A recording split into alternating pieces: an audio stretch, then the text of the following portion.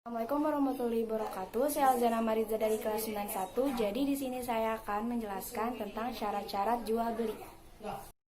Jadi sebelum saya menjelaskan tentang syarat-syarat jual beli, di sini saya akan menjelaskan tentang pengertian jual beli.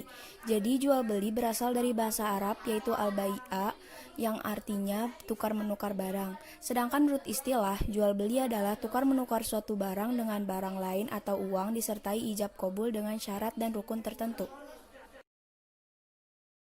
Syarat-syarat jual beli. Jadi syarat-syarat jual beli itu ada 4. Nah, yang pertama itu penjual dan pembeli.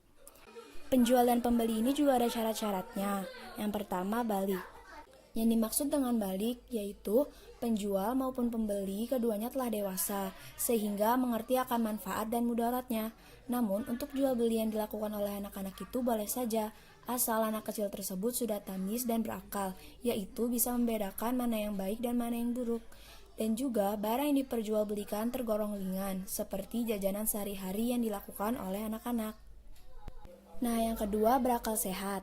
Maksud dari berakal sehat yaitu penjual dan pembeli harus berakal sehat, karena jual beli yang dilakukan oleh orang gila atau orang bodoh yang tidak mengerti hitungan itu tidak sah, sebab dikhawatirkan terjadi penipuan. Yang ketiga, tidak mubazir atau pemborosan.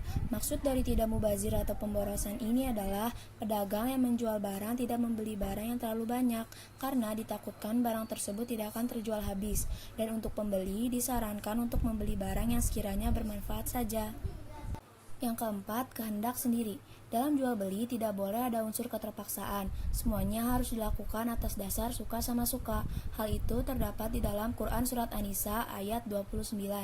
Yang artinya, janganlah kalian saling memakan harta sesamamu dengan jalan yang batil, kecuali dengan jalan perniagaan yang timbul dari kerelaan di antara kalian.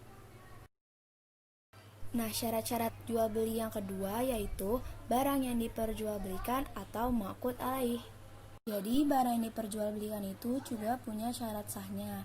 Yang pertama, suci. Barang najis seperti bangkai, khamar, babi, kotoran, dan sejenisnya itu tidak sah untuk diperjualbelikan dan hukumnya haram. Yang kedua, bermanfaat. Barang-barang yang tidak bermanfaat itu tidak sah untuk diperjualbelikan. Contohnya jual beli tikus, nyamuk, lalat, dan sebagainya. Yang ketiga, milik sendiri. Barang-barang yang bukan milik sendiri itu seperti barang titipan dan atau pinjaman itu tidak sah untuk diperjualbelikan, kecuali diberi kuasa untuk melakukannya. Yang keempat, jelas dan dapat diketahui kedua belah pihak. Penjual harus memperlihatkan barang yang akan dijual kepada pembeli secara jelas, baik ukuran, timbangan, jenis, sifat, maupun harganya. Bahkan jika ada yang cacat harus diberitahukan kepada pembeli. Tidak sah jual beli apabila belum diketahui secara jelas.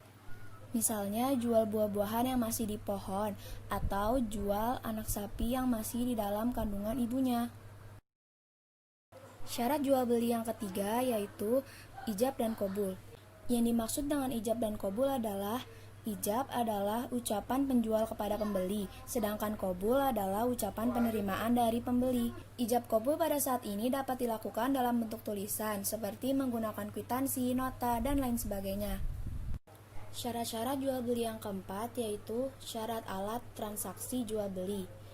Alat transaksi jual beli haruslah alat yang bernilai dan diakui secara umum penggunaannya. Sekian dari saya, kurang lebih mohon maaf. Wassalamualaikum warahmatullahi wabarakatuh.